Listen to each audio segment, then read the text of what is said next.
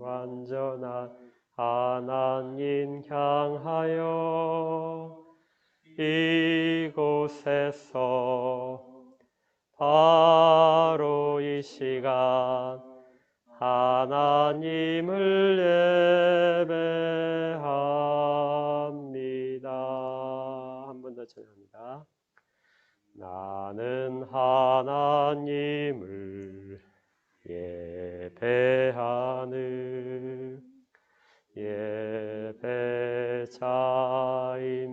예배자입니다. 내가 서 있는 곳 어디서나 하나님을 예배합니다. 내 영혼 거룩한 은혜를 향하여 내 마음 완전한 하나님 향하여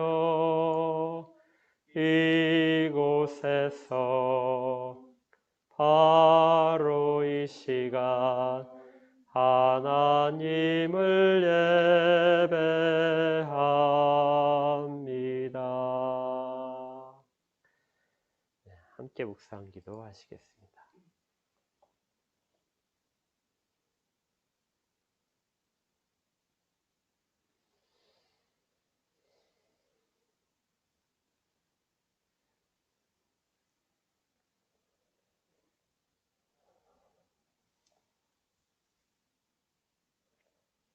지극히 높으신 하나님과 오묘하신 주의 섭리를 기억하여 찬양합니다.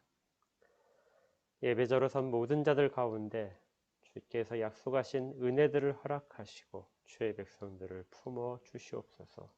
온전히 주께만 영광 돌리도록 예배를 홀로 주장하여 주시옵소서. 예수 그리스도 이름으로 기도합니다. 아멘. 찬송가 5장 찬양하겠습니다.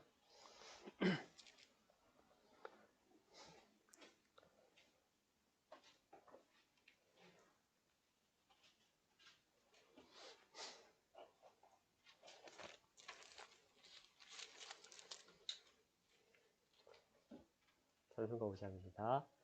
이 천지가 만물들아 복 주시는 주 여호와 전능 성부 성자 성령 찬송하고 찬송하세.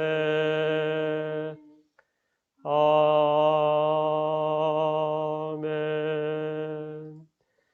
사도신경으로 신앙을 같이 고백합니다. 사도신경입니다. 시작.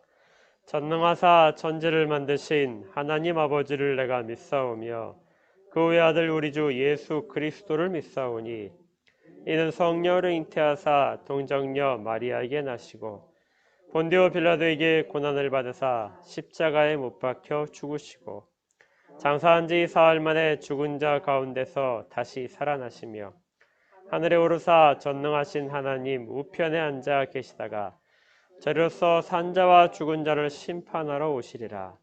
성령을 믿사오며 거룩한 공예와 성도가 서로 교통하는 것과 죄를 사하여 주시는 것과 몸이 다시 사는 것과 영원히 사는 것을 믿사옵나이다. 아멘. 찬송가 28장입니다.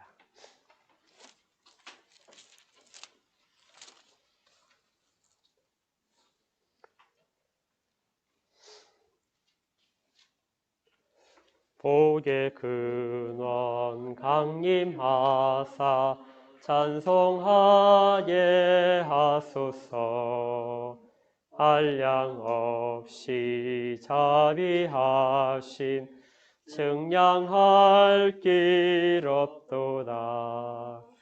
천사들의 찬송가를 내게 가르치소서. 구속하심 그 사랑을 항상 찬송합니다. 주의 크신 도움 받아 이때까지 왔으니 이와 같이 천국에도 이르기를 바라네. 하나님의 품을 떠나 죄에 빠진 우리를 예수 구원하시려고 보혈 흘려 주셨네. 주의 귀한 은혜 받고 일생 빚진 자 되네. 주의 은혜 사슬 대사 나를 주께 메소서.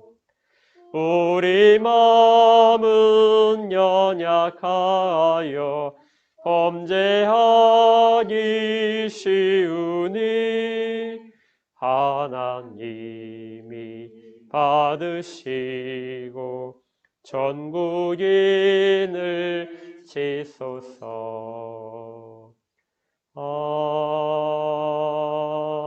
아멘.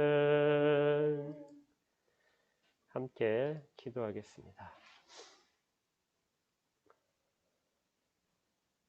하나님의 크신 가운데서 주께서 저희들에게 허락하신 특별한 일들을 기억하며 주를 찬양합니다. 저희들이 하나님을 알지 못하던 때 저희들 가운데 있는 욕심대로 죄악된 본성대로만 그렇게 생활할 때에도 저희들을 특별히 구별하시고 기억하셔서 구원의 길들을 보여주시고 주께로 인도하셨음을 감사드립니다. 저희들이 알지 못했던 시기에 일어났던 이 일들에 대해서 이제야 비로소 기억하며 주를 찬양하고 주께 감사하오니 저희들의 어리석은 것들이 지금 다 감사로 바뀔 수 있도록 인도하여 주시고 저희들이 알지 못하여 주를 해방하고 주를 모욕했던 하나님의 이름을 망령되이 일컬었던 일들을 용서하여 주시옵소서. 주의 백성으로서의 삶의 길에 들어선 이후에도 저희들이 여러 가지로 부족하여 본성적인 부분과 남아있는 타락한 부족한 부분들에 휩싸여서 주 앞에 거룩하지 못한 모습으로 섰던 것들을 용서하시고 다시금 주 앞에서 거룩한 자로서의 모습을 회복하도록 도우시기를 원합니다. 저희들의 모든 능력으로는 불가능하오나 오로지 주의 은혜만이 이 일들을 가능케 하시오니 저희들 가운데 이미 들어와 계신 성령님께서 저희를 친히 주장하여 주셔서 저희들의 잘 변하지 않는 부분들을 변화시켜 주시고 너무 단단한 부분들은 깨트려서라도 저희들을 주께서 보시기에 아름다운 자들로 그렇게 그런 생활들을 하도록 인도하여 주시옵소서. 저희들이 이 세상 가운데 있을 때 가족과 함께 있음을 감사드립니다. 비록 여전히 타인들이라 갈등하고 또 원망하고 또 싸우기도 하고 그러면서도 용서하고 또 함께 갈 수 있도록 이 가족들을 특별하게 허락하셨사오니 가족들 가운데 주께서 이 모든 기업을 허락하신 일들 통하여 나타나실 일들 그 받으실 영광들을 가정이 함께 드릴 수 있도록 인도하여 주시옵소서. 가족들이 한 마음으로 주를 찬양하게 하시고 주 안에서 주에 대한 기쁨들이 넘쳐나는 가정이 되게 하시고 원망의 마음들이 변하여 감사로 변할 수 있도록 친히 주장하여 주시옵소서. 가족들 가운데 소원하는 부분이 있어서 주 앞에 늘 아뢰는 기도들이 있습니다. 그 기도 가운데 응답하여 주시옵소서. 건강을 위하여 기도하고 또 앞길을 위하여서 기도하고, 또 닥친 시험을 위하여서도 기도하고, 또 사업을 위하여서도 기도하고, 또 직장 생활에서의 갈등 문제로도 기도합니다. 어떻게 사업을 운영할지, 어떻게 직장 생활에서의 갈등 관계를 회복할지에 대해서도 주께서 친히 그 가운데 개입하여 주시옵소서. 그래서 주를 믿는 자들 가운데 약속하신 복들이 저희들의 가정들 가운데서 나타날 수 있도록 친히 그것들을 목격하며 살아계신 하나님을 찬양하도록 그렇게 저희를 인도하시기를 원합니다. 주께서 주신 모든 곳 가운데 저희를 보내실 때 복음으로 보내셨사오니 그곳에서도 복음을 가진 자들로서 그리스도의 이름을 가진 자들로서 언제나 잊지 않고 서게 하여 주시옵소서. 모든 일 가운데 그리스도의 명예를 가지고 서 있는 자들로 항상 기억하게 하셔서 그곳이 그리스도만이 드러나는 자리가 될 수 있도록 인도하여 주시고, 또 이렇게 그리스도의 복음을 들고 서 있는 모든 자들 가운데 주의 백성들을 특별히 보호하여 주시기를 원합니다.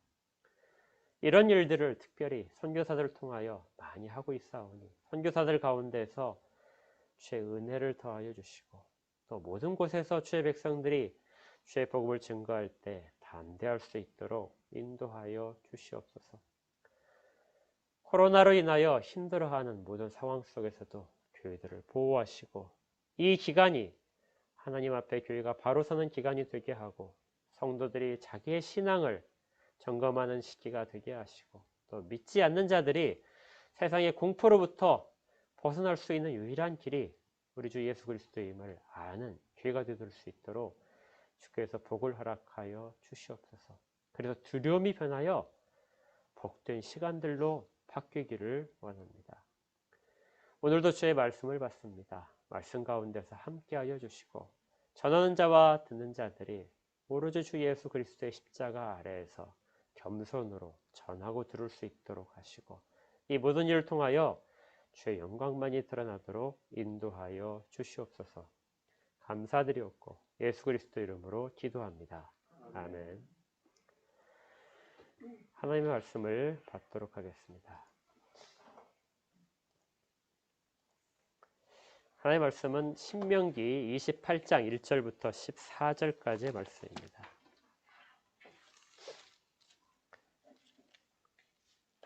신명기 28장 1절부터 14절까지입니다. 제가 하나님의 말씀을 받들어 읽도록 하겠습니다. 하나님의 말씀을 받으십시오. 네가 네 하나님 여호와의 말씀을 삼가 듣고 내가 오늘 너에게 명하는 그의 모든 명령을 지켜 행하면 네 하나님 여호와께서 너를 세계 모든 민족 위에 뛰어나게 하실 것이라.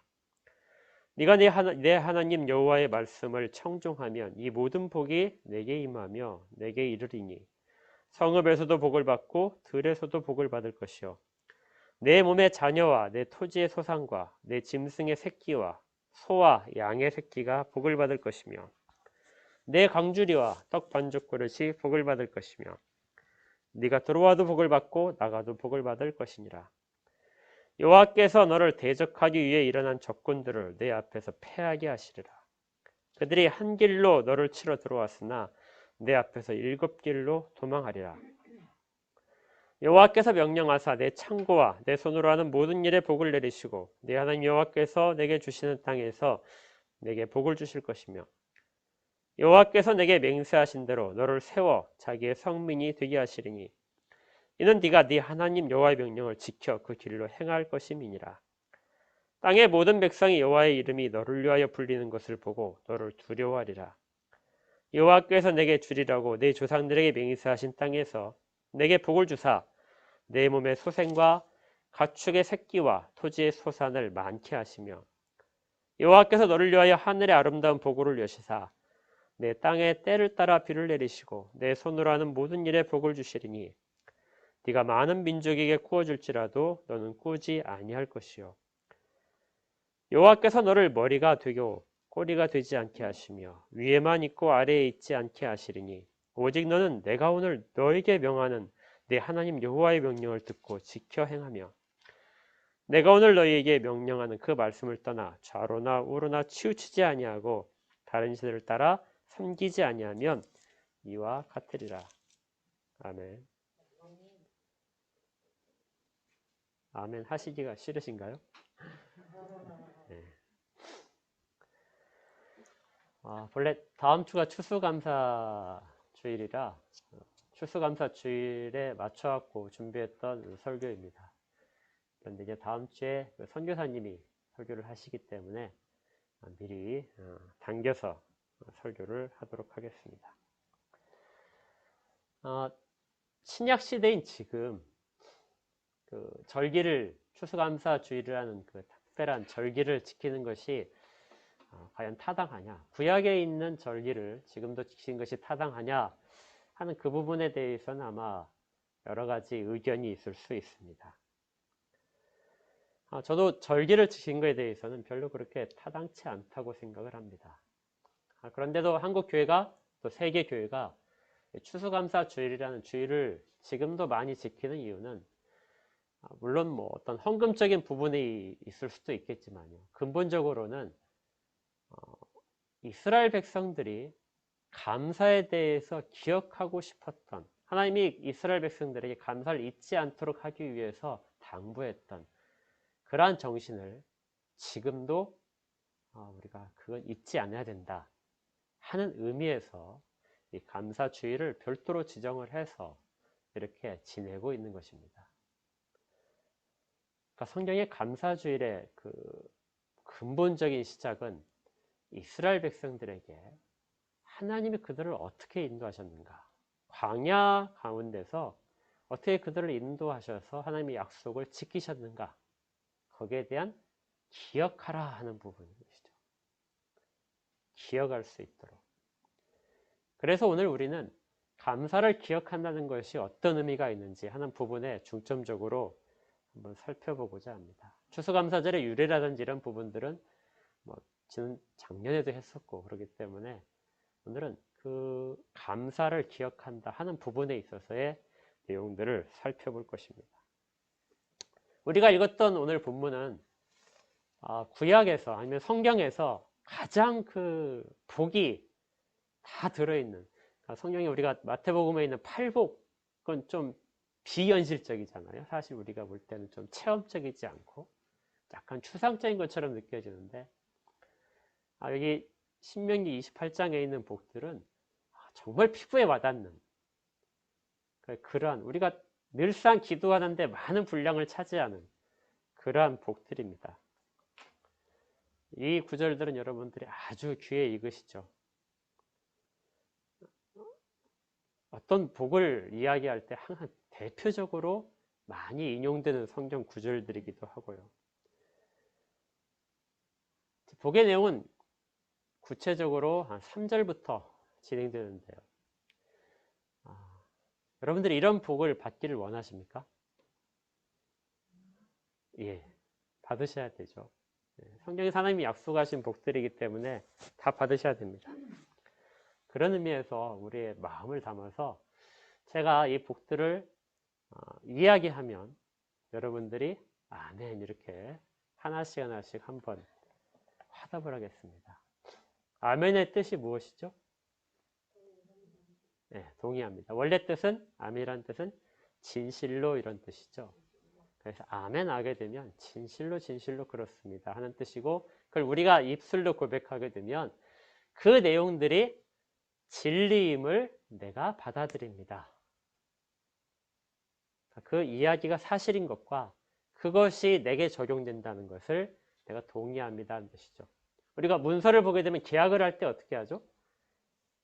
계약서에 서명을 하죠. 도장을 찍든지. 바로 그 작업이 바로 아멘이라는 이 말로써 우리가 화답하는 말로 도장을 찍는 것이 아멘이 되겠습니다. 제가 한 절씩 한번 읽겠습니다. 3절에는 되는데요. 성읍에서도 복을 받고 들에서도 복을 받을 것이며, 아멘 소리가 좀 작으시네. 동의를 안 하시니까 도장을 안 찍으시네. 예. 다시 한번 하겠습니다.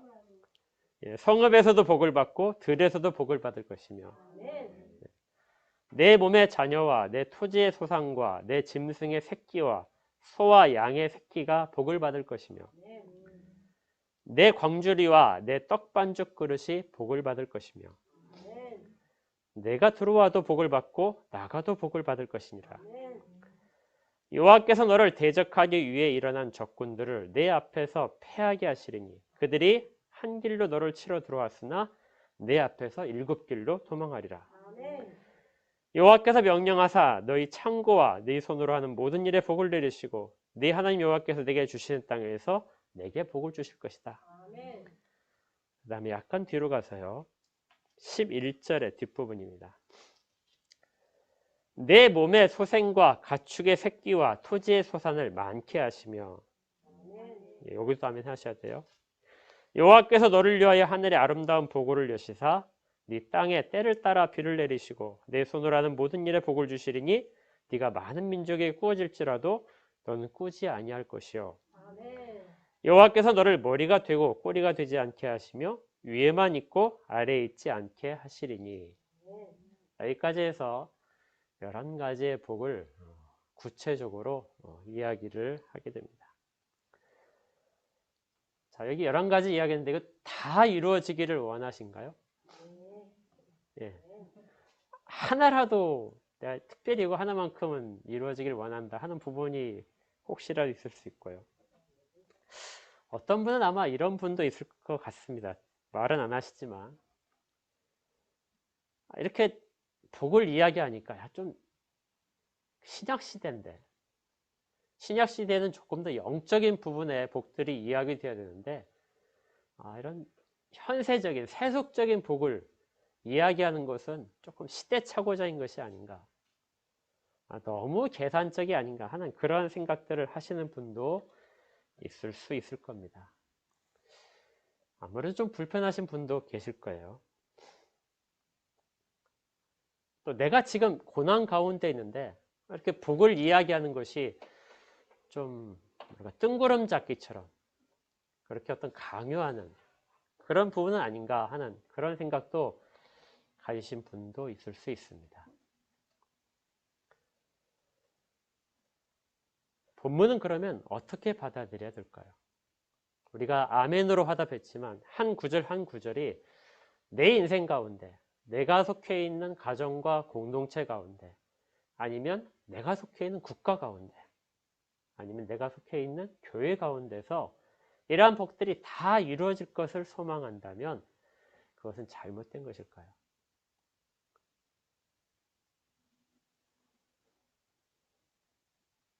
이러한 복들을 소원하는 것은 옳습니다.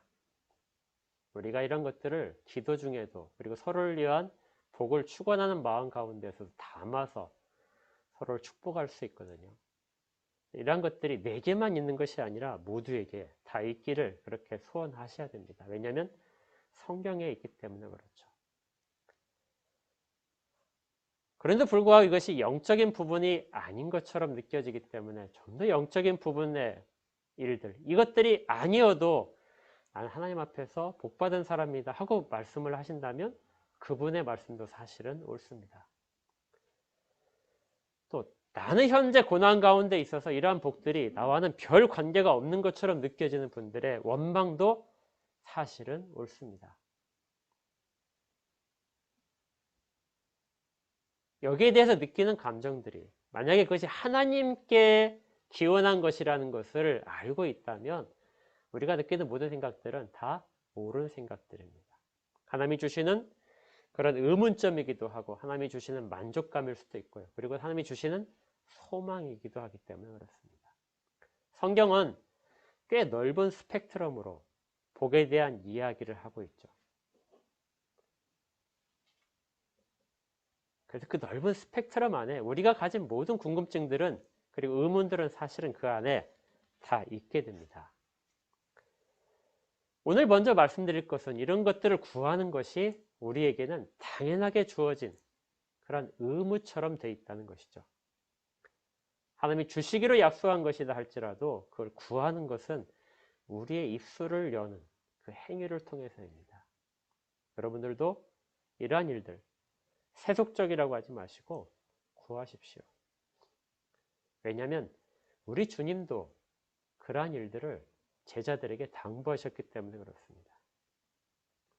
마태복음 10장에 보게 되면 누가복음도 물론 이 구절이 있지만 마태복음 10장에 보게 되면 예수님께서 사도들을 전도를 하라고 보내시는, 특별히 사역의 훈련을 하시기 위해서 보내신 장면이 있는데요.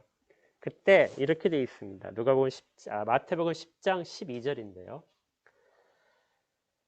또 그 집에 들어가면서 평안하기를 빌라. 그 집이 이에 합당하면 너희 빈 평안이 거기 임할 것이요 만일 합당하지 않으면 그 평안이 너희에게 돌아올 것입니다. 이 평안이란 말은 샬롬입니다. 신약적으로 하면 이제 에이레네, 그래서 구약으로 하면 샬롬입니다. 그러니까 평안이 그 집안에 있기를 구하라. 그 집안에 들어갈 때 그 집안에 평안이 있기를 구하라는 주님의 사도들에게 가장 먼저 그 집에 들어갈 때 하라는 그런 명령입니다. 여기에서의 평안은 어떤 추상적인 것이 아니고요. 실제적인 평안입니다.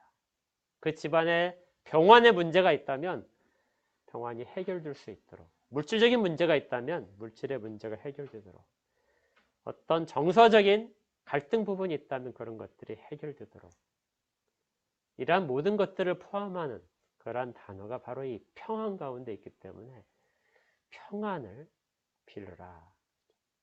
그런데 무엇보다도 이 평안을 받아들이기 위해서는 주의 사도들을 인정을 해야 됩니다.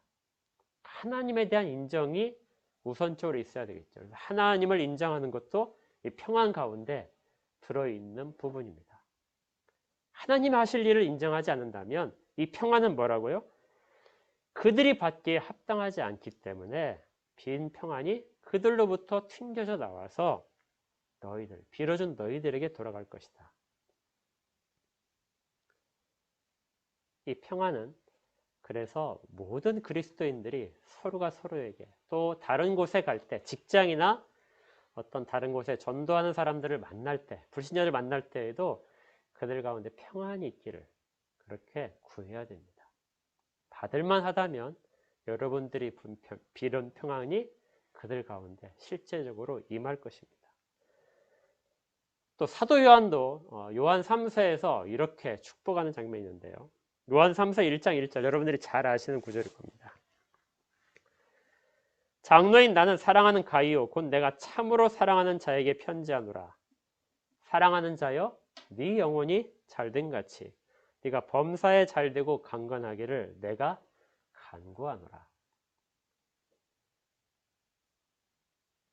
요한이 가이오라는 자기가 사랑하는 어떤 성도가 있는데 그 성도를 위해서 편지를 보내면서 이렇게 하는 것이죠. 사랑하는 자여 너의 영혼이 잘된 같이. 영혼이 잘됐단 말은 그가 그리스도 안에서 새 생명을 입은 자가 되어서 그 생명이 계속해서 자라고 있는 걸 말합니다. 그가 주와 교제가 조금 더 친밀해지고 더 깊어지고 주를 생각하는 마음이 좀 더 깊어지는 것이 영혼이 잘 되는 것이죠. 그런데 거기에서 그치지 않고 요한이 비는 부분에 있어서는 네가 범사에 잘 되기를 원한다. 범사에 잘 된다는 것이 무엇이죠? 하는 모든 일들입니다. 들어와서 들에 나가도 또 성 안에서도 모든 일들이 복받을 것이다. 집에 들어와서도 집을 나가서도 복받는 것. 하는 모든 일들, 그러니까 사업상에 아니면 어떤 직업상에 아니면 누군가에 만나는 관계 속에서도 다 잘 되기를 원한다. 앞에 있는 신명기 28장에 있는 내용들을 조금 더 부드러운 표현으로 압축해서 말하는 것이죠. 그리고 강건하기를 내가 간구한다. 강건하다는 말은 실제적으로 육체적인 건강을 말합니다. 너의 몸이 질병이 하나도 없고 건강해서 약한 부분이 고쳐지고 그렇게 해서 사회 속에서 밝게 살기를 원한다. 이것이 사도 요한이 편지 속에서 자기가 사랑하는 자들을 위해서 기도하고 있는 내용들입니다. 저도 여러분들 기도를 할 때 사실 이 내용을 합니다. 여러분들의 사업과 직장들 가운데 어려운 문제들, 또 저희 가정을 위해서도 마찬가지고 저희 자녀들과 또 어머님과 또 가족들 모두를 위해서 기도할 때 이러한 내용들을 계속해서 합니다. 그의 영혼 구원뿐만이 아니라 그에 있는 것들, 범사가 다 잘 되기를, 그리고 강건하기를. 저보다는 제 아내가 더 여러분들 위해서 더 많이 그런 내용들을 기도하는 것 같긴 한데요. 여러분도 그렇게 하시죠. 여러분들도 교회를 위해서 또 교회 구성원들 위해서 서로가 서로에게 이러한 부분들을 각자 축복하며 기도를 해야 됩니다. 왜냐하면 주님이 그렇게 당부하셨고 또 사도들도 그렇게 하고 있었기 때문에 그렇죠. 그래서 현실적인 우리가 체험할 수 있는 복들, 셀 수 있는 복들, 세속적이라고 일부가 비판할 수 있는 그런 복들도 우리가 마땅히 구해야 할 복 가운데 하나인 것이죠. 자, 그런데 이제 본문이 여기까지 하면 얼마나 좋겠습니까? 본문이 이제 그것만 이야기하느냐? 그렇지 않습니다. 본문은 조금 더 깊은 이야기를 하고 있는데요. 이러한 복들이 그러면 모든 사람들에게 어떻게 주어지는가? 그래서 28장만 가지고는 이걸 알 수 없고 27장부터 살펴봐야 됩니다. 27장부터 한번 자세히 살펴보십시오. 27장은 모세가 신명기 다시 한번 주의 율법을 선포를 하면서 이제 가나안 땅으로 들어가는 자들에게 당부하는, 신명기 뒷부분은 그런 깊은 당부가 절절한 마음이 모세의 마음에 담긴 부분이죠. 1절에 보니까 이렇게 되어 있습니다. 모세와 이스라엘 장로들이 백성에게 명령하여 이르되 내가 오늘 너희에게 명령하는 이 명령을 너희는 다 지킬 것이다. 너희가 요단을 건너서 네 하나님 여호와께서 너희에게 주시는 땅에 들어가는 날에 그때 이러한 일들을 하라 하고 말한 다음에 28장의 축복이 그 다음에 나온 내용입니다. 그러니까 모세는 그 땅에 들어갈 수가 없죠. 모세가 지금까지 이스라엘 백성들을 40년을 이끌었지만 모세는 그들과 함께 요단강을 건너갈 수가 없습니다. 왜냐하면 하나님이 허락하지 않으셨기 때문에요. 지금까지 40년을 이스라엘 백성과 같이 지내면서 모세는 이스라엘 백성들의 특성을 잘 알게 되었습니다. 우리가 출애굽기 해서 아시겠지만 그들이 선한 백성인가요? 그들은 목이 곧고 뿔이 난 백성들이죠. 어떻게든지 하나님을 거역하고 하나님의 법도로부터 기회만 있다면 떠나가려고 하는, 탈출하려고 하는 그런 속성을 가진 사람들이었습니다. 모든 인간의 속성이 사실은 그렇죠. 하나님의 법도에 순종하는 것은 매우 힘듭니다. 기회만 되면, 조금만 시간이 주어지면 그로부터 벗어나려고 하는 길들을 어떻게든지 찾아내려고 했던 그런 부분이 있었죠. 우리 여러분들 레위기 한 장 묵상하시면서 이런 부분들이 어떻게 나타나는지 우리가 쭉 살펴본 것을 기억하실 것입니다. 모세가 보기에 지금까지는 그래도 자기의 어떤 지도력으로 사람들이 자기를 두려워하기 때문에 거기에 대해서 순종하기도 하고 했던 부분들이 분명히 있었습니다. 그런데 이제 자기는 가지 못하죠. 그래서 모세는 이스라엘 백성들에게 너희들이 요단강을 건너서 약속의 땅에 들어가거든 이 일을 가장 먼저 해라 하고 당부하는 겁니다. 그게 뭐냐면요, 언약식을 너희들이 내가 없을 때에도 정말 율법궤, 언약궤만 놓고 그 언약궤 앞에서 너희들이 다 맹세를 하라 하는 내용이 거기에 기록되어 있습니다. 11절부터 이렇게 되어 있어요. 모세가 그날 백성에게 명령하여 이르되 너희가 요단을 건넌 후에 지파별로 그리심산에 6개의 지파가 서고 그리고 에발산에 6개의 지파가 서라. 그리고 한쪽에서는 그리심산에서는 축복을 말들을 하고 에발산에서는 저주의 말을 해라.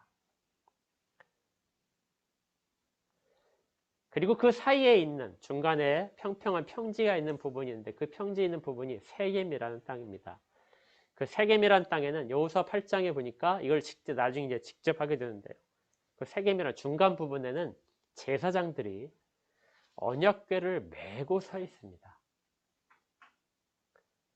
그러니까 모세는 이러한 모습들을 다 지시를 한 것이죠. 율법을 먼저 다 큰 돌을 하나 취해서 거기에 회칠을 해라. 지금으로 말하면 시멘트 칠을 하라는 겁니다. 회칠을 한 다음에 거기다가 율법, 내가 지금부터 얘기한 모든 것들, 내가 너에게 전해준 율법을 다 한 글자도 빠짐없이 다 기록을 해라. 그것이 마르고 나면 그 내용은 바뀔 수가 없는 내용입니다. 그래서 율법의 1.16이라도 변개치 못한다는 것이 그것이 그 석회 가운데 써져서 굳어있기 때문에 돌로 되었기 때문에 변개할 수 없게 되는 것이죠. 그렇게 해라 하는 것입니다.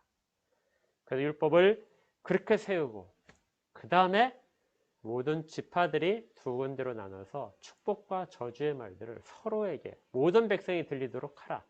그런데 그 가운데에 제사장이 언약궤를 메고 서서 그 모든 것들의 증인이 되는 것이죠. 그렇게 새롭게 언약식을 해라. 모세가 없어도 모세의 그 지도력과 모세가 가진 그 어떤 능력으로 인해서 이스라엘 백성이 그 앞에 두려움으로 없는 것이 아니라 그들 스스로가 자원해서 스스로의 입으로 그 모든 언약식에 참여하라는 것이죠. 시내산 언약에서는 그들은 참여하지 못했습니다. 더 멀리에서 바라보고 모세를 통하여서만 했었던 것인데 이제는 그 율법 앞에서 자기들의 입을 통하여 직접 가나안 땅에서 이 일들을 하게 하라는 것이죠. 그런데 여기에 이제 그 내용이 문제입니다. 우리는 아까 처음에 시작하면서 28장에서의 복 11가지를 이야기하면서 그걸 우리가 다 한 절 한 절씩을 아멘으로 화답했습니다. 그런데 모세가 이스라엘 백성에게 지시한 부분은 사실 28장에는 성경에는 아멘이 없죠. 아멘은 어디에 나오냐면 27장의 14절부터 나옵니다. 레위 사람은 큰 소리로 이스라엘 모든 사람에게 말하여 이르기를. 자, 가운데 레위인이 있었죠. 레위인들이 큰 소리로 이제 외치는 것입니다. 15절부터인데요. 장색의 손으로 조각하였거나 부어 만든 우상은 여호와께 가증하니 그것을 만들어 은밀히 세우는 자는 저주를 받을 것이니라 할 것이요 모든 백성은 응답하여 말하되 어떻게 하라고요? 아멘 할지니라. 모세가 이스라엘 백성들에게 당부한 내용에서 아멘으로 도장을 찍으라는 부분은 축복에 대한 부분이 아니라 저주에 대한 부분입니다. 그러니까 모세가 저주를 하는데 그런 저주의 내용이 쭉 선포되면 물론 지금 저주하는 게 아니에요. 그렇게 하지 않으면 율법을 규례를 어기게 되면 그러한 저주가 임할 것이다. 근데 거기에 대해 백성들이 어떻게 해요? 아멘 하고 답하는 것입니다. 아멘은 사람들이 받아들이기에 내가 복이라고 생각하는 그런 부분에 대한 응답으로서의 아멘 도장을 찍는 것이 아니라 이런 저주까지도 내가 동의한다는 것이죠. 내가 만약에 이 언약을 어기게 되면 그 저주가 내게 임할 텐데 그것 내게 유효합니다. 다 실제로 그것이 적용될 것을 내가 동의합니다 하는 뜻이죠. 그래서 이런 저주가 임하게 되면 하나님을 원망할 수 있을까요? 하나님에 대한 원망은 전혀 할 수 없게 됩니다. 왜냐하면 이스라엘 백성 전체가 그 저주가 내게 임하는 것은 내가 율법을 어긴 경우가 맞다는 것이죠. 그래서 이미 도장을 찍었기 때문에 그렇습니다. 아멘은 저주에 대해서도 사용됩니다. 그래서 아멘은 진실로 그러합니다. 진실로 그렇게 될 것입니다. 내가 다 전적으로 받아들이고 동의합니다 하는 의미인데 축복에 대해서만 아니라 우리가 찬송가에 있는 것처럼 찬송을 하고 나서 끝에 아멘으로 끝나는 것들은 그 모든 찬양의 내용들을 내가 다 동의한다는 뜻이죠. 기도를 한 끝에도 아멘이라고 같이 하는 것은 그 내용에 동의한다는 뜻인데 저주에 대해서도 그 내용에 대해서도 우리가 동의합니다.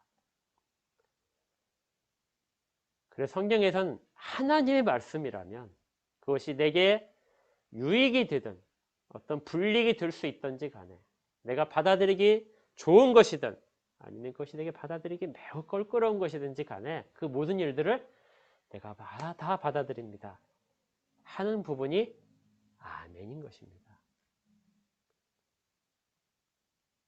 그래서 성경은 하나님에 대해서도 아멘의 하나님이라고 그렇게 이야기합니다. 우리 성경에 번역할 때 이제 진리의 하나님이라고 번역이 되는데요.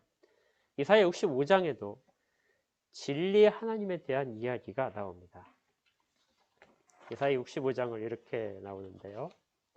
65장 16절에 이러므로 땅에서 자기를 위하여 복을 구하는 자는 진리의 하나님을 위하여 복을 구할 것이요. 이사야 65장 16절 말씀입니다.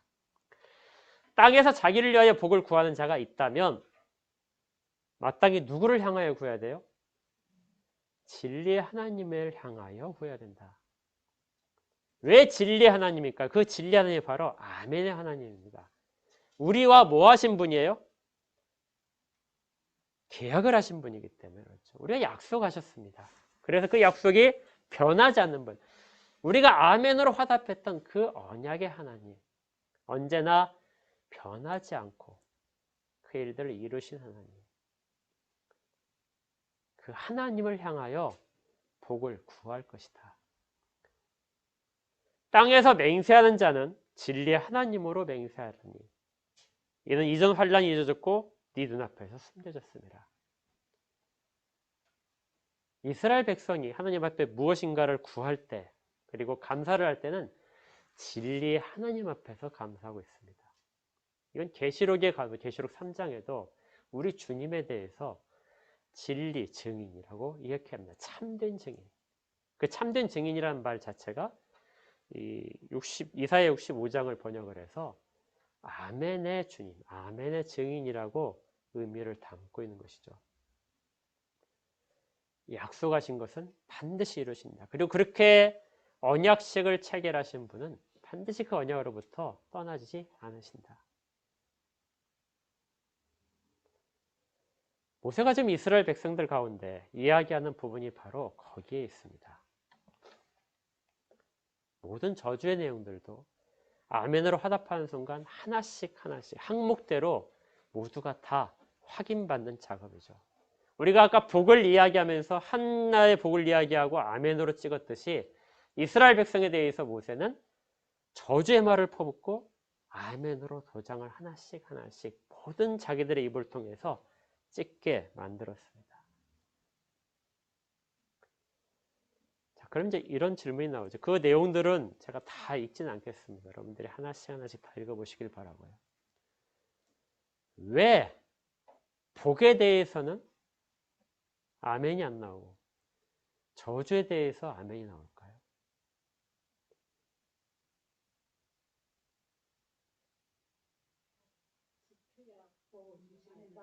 그렇죠. 네. 지켜야 복을 받게 됩니다. 근데 조금 더 이제 근본적으로 이야기를 하게 되면요. 이스라엘 백성은 이미 복을 받은 백성입니다. 하나님이 지금 어떻게 하고 계시죠? 우리 28장으로 한번 다시 볼까요?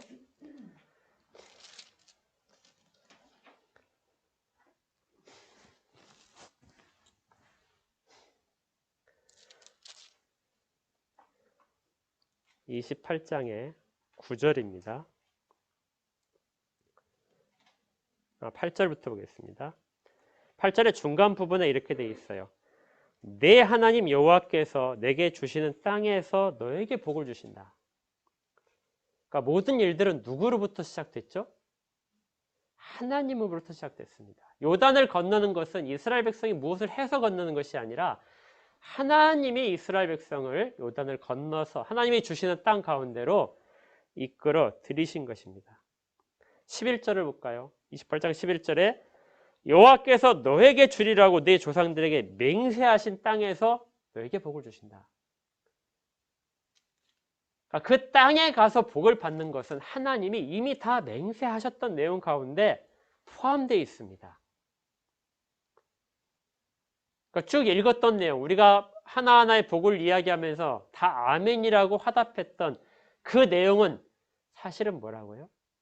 하나님의 백성이 되는 순간 다 들어있던 내용들이라는 것이죠. 하나님은 하나님의 백성들에게 이렇게 하시기를 원합니다. 그리고 이미 약속 가운데서 주신 내용이죠. 그래서 더 이상 아멘이라고 할 만한 이유가 없습니다. 이미 하나님의 백성으로서 그들은 이미 다 그 가운데 들어와 있었죠. 모세가 당부하는 건 그렇습니다. 그런데 사람이란 건 매우 간사해서 너희들이 그 땅에 들어가게 되면 그걸 잊어버릴 것이다. 그래서 그러한 부분들에 대해서 특별히 더 한 번 당부를 하는 것이 저주에 대해서 아멘으로 화답하는 것입니다. 이렇게까지 해서라도 그들을 복 가운데서 머물게 하고 싶은 마음. 이것이 모세가 이스라엘 백성만 가나안 땅으로 들여보내면서 가지고 있는 안타까운 마음입니다. 레위기에서 살펴보셨지만 이스라엘 백성이 아무리 거룩한 백성으로 세움을 받았다 할지라도 그들을 감싸고 있는 것들은 그들이 이전에 살았던 애굽의 풍습이고요. 그리고 그들이 가나안 땅에 광야를 헤맬 때 40년 동안 그 광야에 있던 유목민들의 풍속에 물들었었고, 그리고 가나안 땅에 들어가면 가나안의 풍속에 또 접하게 될 것입니다. 그런 모든 것들을 끊어내고 하나님의 백성으로서 거룩하게 산다는 것은 쉬운 일이 아닙니다. 저주의 내용이 바로 무엇을 뜻하면요, 이전에 그들을 감싸고 있었던 모든 풍속들이에요. 그들이 버리고 나왔어야 되는 풍속들, 앞으로 가서 절대 담지 말아야 될 풍속들. 왜 홍해가 갈라졌다가 이스라엘 백성이 돌아가지 못하도록 다시 물이 창물했을까요? 결코 돌아갈 수 없는 길을 만드셨습니다. 애굽의 군대가 그 속에서 빠져 죽는 걸 보면서 그 길은 돌아갈 수 있는 길이 아니라는 걸 알게 되죠. 요단강을 건너가서 처음에 했던 일 가운데 하나가 여리고성을 점령하라고, 여리고성에 있는 모든 것들을 진멸하는 것입니다. 왜 여리고성에 있는 것들을 다 진멸해야 될까요? 어떤 거 하나도 남김없이 모든 살아있는 것들은 왜 다 없앴어야 될까요? 너무 잔인한 일이 아닌가요? 그렇게 잔인한 하나님입니까? 그들 가운데의 풍속을 하나도 담지 말라는 것입니다. 그들 가운데 있었던 물질도 하나도 취하지 말라는 것이죠.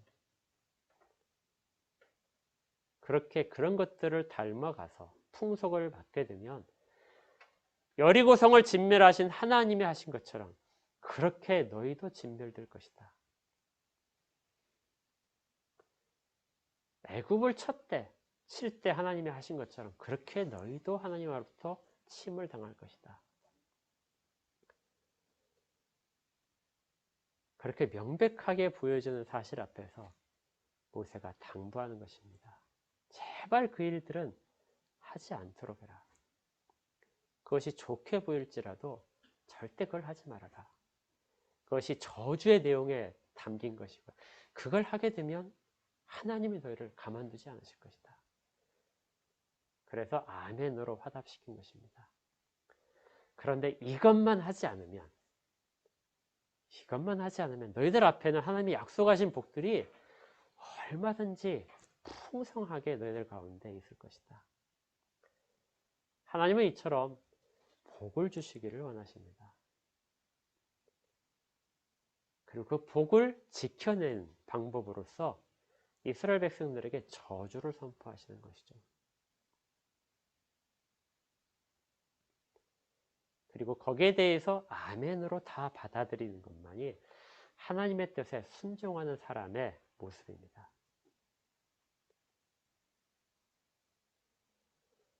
결과적으로 축복과 저주는 이스라엘 백성들에게 마치 동전의 양면처럼 항상 따라붙게 됩니다. 축복의 면이 모든 사람 앞에 다 보여지고 있는데 그걸 뒤집어서 사람들 스스로 저주의 면으로 바꿔버리는 그러한 일들을 벌이는 사람들. 우리의 신앙생활도 사실은 같은 그러한 관점에서 살펴봐야 됩니다. 하나님은 어떻게 하셨다고요? 우리에게 가장 좋은 것으로 주시고 우리 가운데 모든 일들을 허락하시고 누리도록 만드셨습니다. 그런데 그 동전의 앞면에 복된 모든 일들이 있음에도 불구하고 그것을 뒤집어서 뒷면으로 바꾸는 일들을 하는 것은 그 안에서의 감사를 잊어버린 사람들의 모습인 것이죠.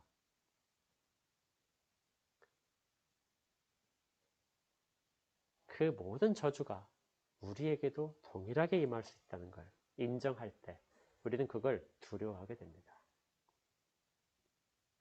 그래서 그 길을 의도적으로 노력을 다해서 피할 때 그때 우리는 축복의 면에 여전히 남아있을 수 있게 되는 것이죠. 아까 우리가 얘기했던 모든 것들, 떡광주리가 복을 받고 떡 반죽 그릇이 복을 받고 또 짐승의 소생들이 다 복을 받고 또 적군으로부터도 보호를 받고 모든 자들이 우리에게 있는 여호와의 이름으로 인하여 우리를 두려워하게 되는 그러한 복들이 우리 가운데 임하고 있고 그렇게 또 나타날 것입니다. 이런 약속들을 이미 받고 그 언약식을 한 자들이 이제 가나안 땅에 들어가서 그 땅에 가서 비로소 처음 열매를 거둔 다음에 한 것이 바로 감사절입니다. 그 감사절 지내는 마음이 어땠을까요? 단순히 많이 거두어서 감사했을까요? 먹을 것이 풍족해서 감사했을까요? 그렇지 않습니다. 그들이 감사할 첫 번째는요, 하나님이 조상들에게 맹세하셨던 그 모든 것들, 그리고 우리 가운데 임하셔서 언약식을 맺으신 그 모든 것들을 지금까지 신실하게 지키셨다는 것에 대한 감사가 가장 먼저 나옵니다.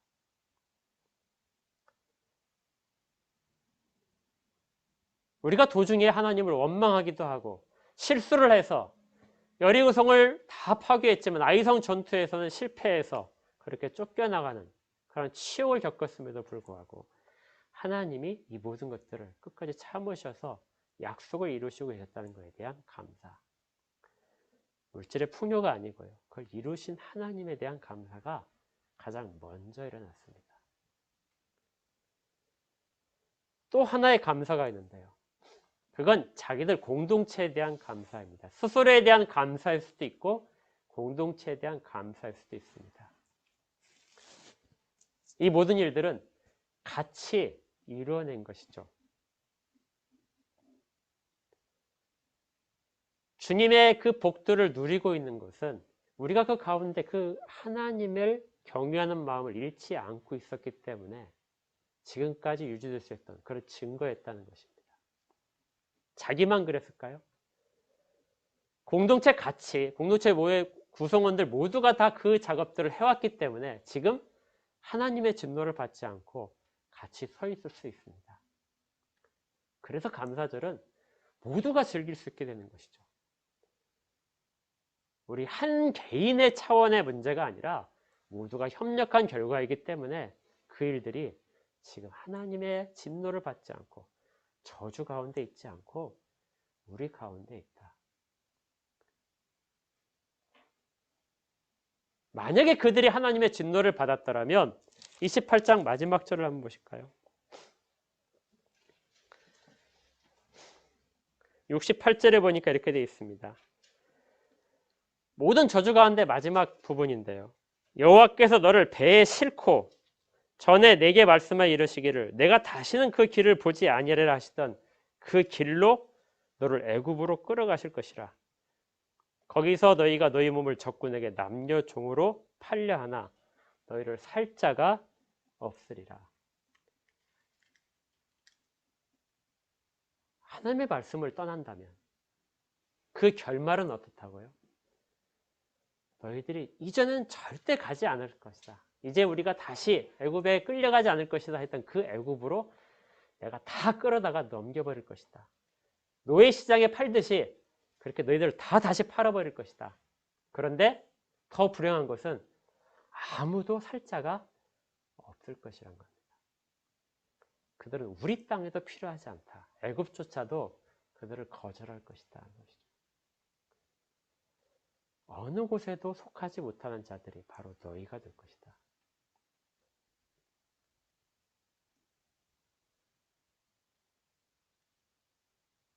이게 하나님의 백성이 가장 비참해지는 길입니다. 정말 어정쩡하게 되죠. 세상에 속하지도 못하고 세상이 받아들이지도 못하고 하나님께서도 받아들이지 못하는 사람. 하나님께 속했다가 주의 말씀을 지키지 않고 주의 뜻대로 살지 않게 됐을 때 임하게 될 가장 비극적인 상황이 68절에 기록되어 있습니다.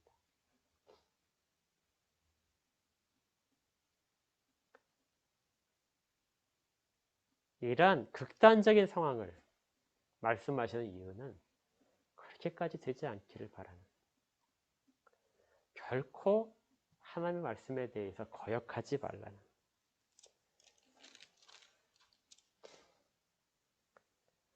58절을 한번 봐볼까요? 네가 만약 이 책에 기록한 이 율법의 모든 말씀을 지켜 행하지 아니하고 네 하나님 여호와라 하는 영화롭고 두려운 이름을 경외하지 아니하면, 율법의 말씀을 지키고 듣고 어떻게 해야 된다고요? 행해야 됩니다. 그렇게 하지 아니하면, 그리고 하나님의 이름을 경외하지 아니하면 이런 모든 저주의 일들이 너희 가운데 그때 나타나게 될 것이다.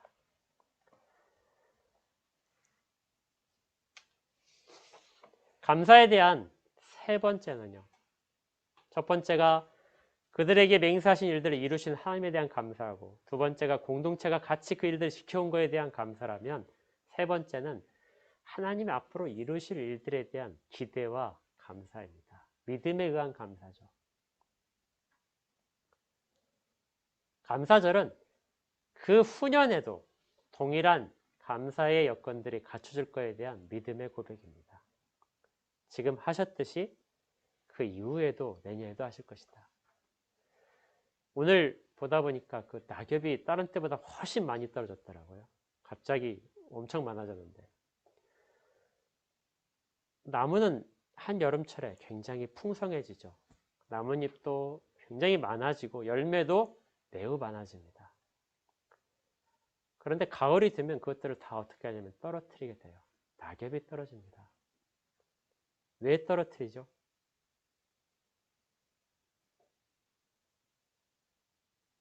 다음 해를 기약하는 것입니다. 그것들을 떨어뜨려서 겨울을 지내야 되니까. 그것들이 있으면 겨울을 넘길 수가 없습니다. 그것들을 떨어뜨린 다음에, 떨어뜨리고 나서야, 그리고 추운 겨울을 맞이하고 나서야 비로소 열매를 생길 수 있는, 순이 나고 꽃이 필 수 있게 됩니다. 그걸 견디지 않으면 그 다음에 그러한 순이 나지 못하고 꽃이 피지 못하는 것이죠. 그래서 제가 생각할 때는 낙엽을 충분히 자랄 때는 충성과 순종과 헌신들이라면 낙엽을 떨어뜨리는 것은 그 일들에 대한 감사가 아닐까. 결국 우리가 세상 가운데 내놓고 남기는 것은 그런 감사가 아닐까. 그리고 내후에도 다음 해에도 똑같은 일들을 우리가 하나님의 은혜 가운데서 할 수 있다는 감사의 표현이 아닐까. 이스라엘의 감사절기가 바로 그것을 표현했습니다. 그들은 물을, 성전에서 물을 붓는 의식을 통해서 내년에도 풍족하게 되기를, 내일도 주님께서, 하나님께서 하늘의 보화를 여셔서 때에 맞춰서 비를 내리시기를, 그게 감사절의 중요한 순서 가운데 하나였습니다.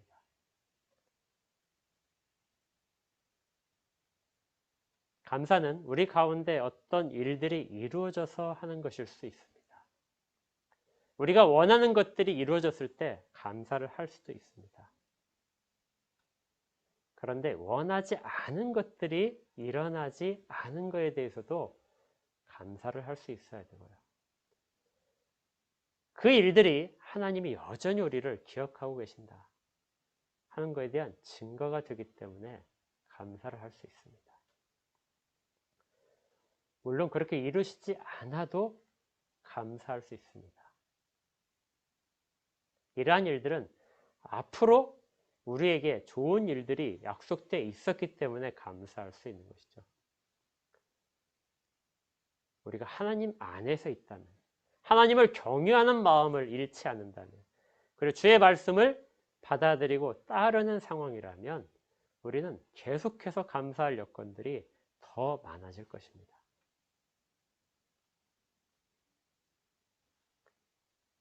여러분들이 아멘 하실 때는 이 내용이 포함되어 있어야 됩니다.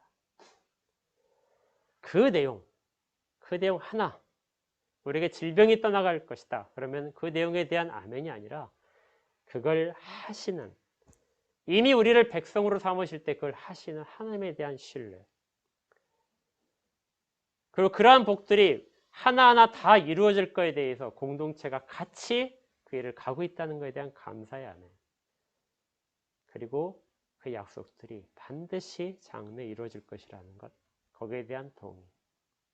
그렇게 하지 않으면, 주의 말씀을 순종하지 않으면 그 일들을 내가 다 잃어버리게 될 것이고 더 비참한, 이전보다 더 비참한 가운데 처해질 것이에 대한 아멘. 이것들이 다 포함됐을 때 비로소 진정한 감사의 아멘이 나오게 됩니다.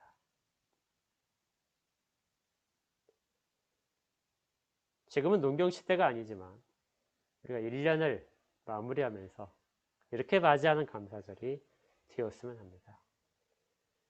1년 동안에 하신 일들을 회상하시면서 감사하시고요. 또 같이 공동체와 같이 누군가는 우리를 위해서 기도를 했고, 그런 것들을 위해서 누군가는 더 헌신을 했고, 또 누군가는 같이 아파했고, 이러한 부분에 대한 감사, 그리고 앞으로도 그렇게 하실 일에 대한 감사, 이러한 것들로 더 풍성하게 채워지는 올 한 해의 감사 주일이 되기를 주의 이름으로 축복합니다. 기도하겠습니다. 하나님, 감사합니다. 단순히 감사라는 단어밖에 쓰지 못하지만 그 가운데 하나님에 대한 모든 신뢰함과 또 같이 동료로서 맡겨주신 모든 자들에 대한 감사와 앞으로 일어날 일들에 대한 믿음을 담아서 하나님 감사합니다. 이렇게 말을 합니다. 주께서 이스라엘 백성들이 주의 품으로부터 떠나지 않도록 모세를 통하여 당부하셨던 그 모든 저주의 내용들이 오히려 실제로는 복에 대한 내용들이었음을 깨닫게 됩니다. 복을 주시기 위해서 그것들을 막으신 하나님, 그렇게 도장을 꾹꾹 눌러서 절대 그렇게 하지 말라고 당부하셨던 하나님, 그 하나님의 사랑을 저희들 마음 가운데 깊이 새기며 감사로서 주 앞에 서고자 합니다. 일상에서 늘 감사의 마음을 잊지 않도록 인도하여 주시고, 이 모든 것들이, 복들이 마침내 실현되어서 우리가 하나님 앞에서 잘 살았구나, 말씀대로 살았구나 하는 스스로에 대한 만족과 다른 사람들이 볼 때의 증거가 될 수 있도록 인도하여 주시옵소서. 그래서 아멘의 하나님, 언약을 이루신 하나님을 찬양하도록 인도하여 주시옵소서. 예수 그리스도 이름으로 축복하며 기도합니다. 아멘. 591장 함께 찬양하겠습니다.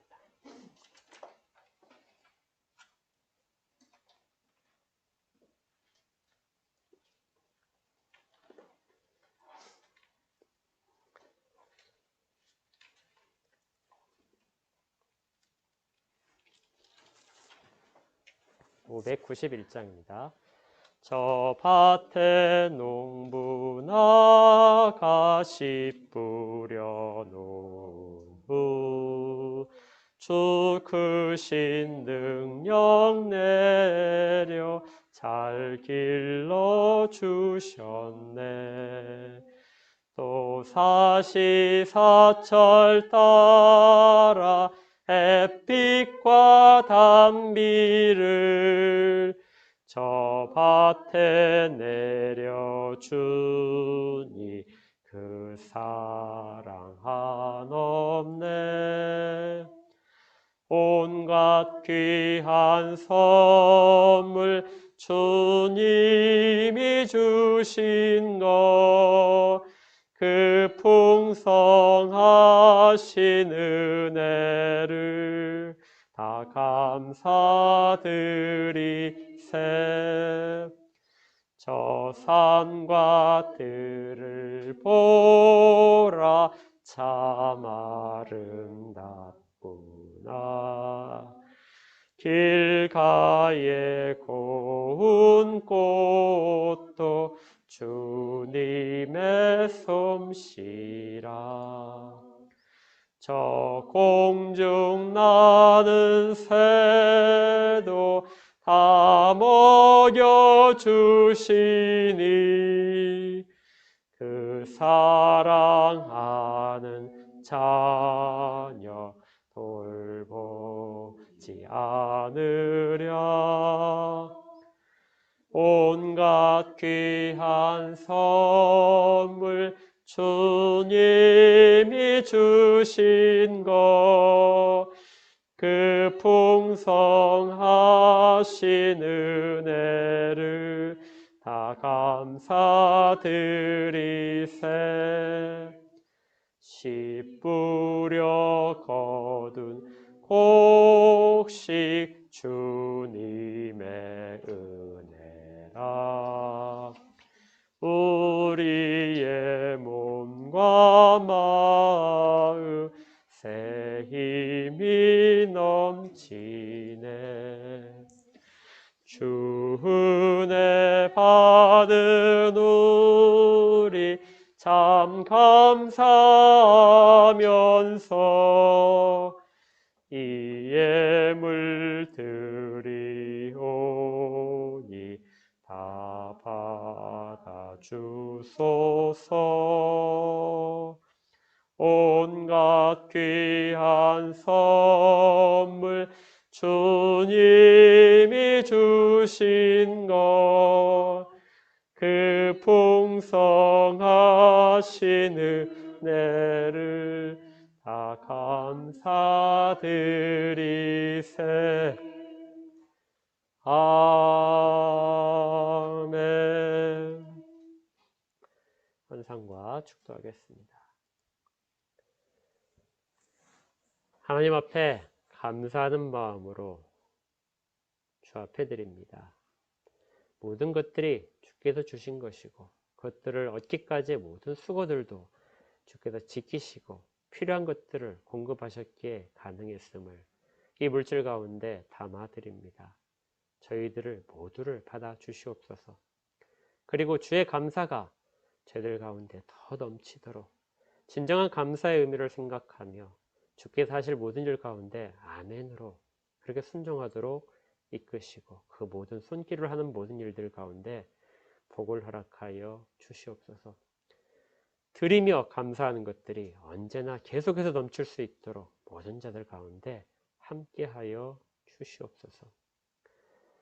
이제는 우리 구주 예수 그리스도의 은혜와 하나님 아버지의 크신 사랑하심과 성령님의 내주하시며 위로하시고 교통하시는 은혜가 모여 예배드린 모든 자들 가운데 주의 말씀 밖으로 벗어나지 않겠다고 아멘으로 다짐하는 모든 자들 가운데 그리고 여호와를 경외하겠다는 다짐을 하는 주 예수 그리스도의 모든 백성들 가운데 영원까지 함께 있을지어다. 아멘.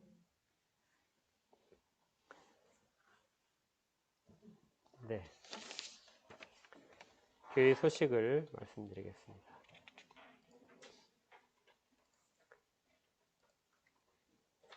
먼저 소위문답 제26문입니다.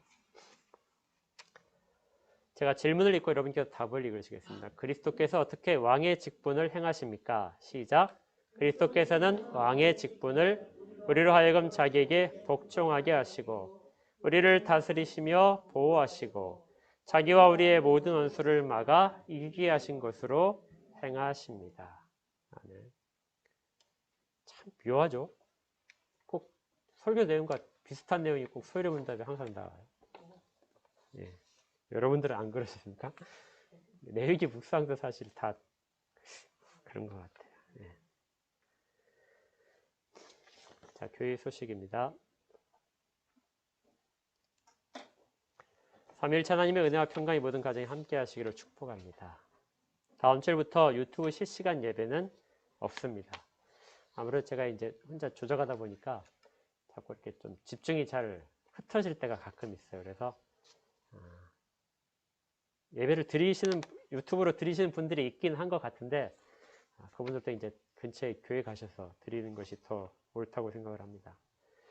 그래서 유튜브 실시간 예배는 이제 하지 않도록 하겠습니다. 다음 주일 예배 설교는 윤은한 선교사님이 담당하십니다. 말레이시아 사역을 하고 계시는데요. 굉장히 훌륭하신 분입니다. 꼭 기도로서 미리 말씀을 받기 위한 준비를 하고 오시면 더 좋겠고요. 다음 주일에 그 광고는 없지만 추수감사 헌금이 있습니다. 그냥 감사헌금 봉투에 넣으시면 되고요. 다른 봉투에 넣으셔도 다음 주에 하는 헌금들은 다 구제와 선교 가운데 사용할 예정입니다. 이제 간격이 조금 좁아졌어요. 다음 주에는 여러분들이 또 오시기 때문에 간격이 더 좁아질 텐데 예배당에서 마스크를 꼭 착용하시고 방역에 더욱 힘써 주시기 바랍니다. 교회 이전을 위해서 특별히 기도를 더 많이 하셔야 될 것 같습니다. 저희들이 알아보고 있는데 그 근처에는 자리가 좀 마땅한 자리가 없어서 여러 가지 대안을 놓고 지금 계속해서 기도하고 또 부탁도 하고 또 찾고 있습니다. 함께 기도로서 힘을 보태주시기 바랍니다. 이번 주 성경 읽기는 레위기 19장부터 24장까지입니다. 네. 자, 이상으로 주일의 모든 순서를 마치겠습니다.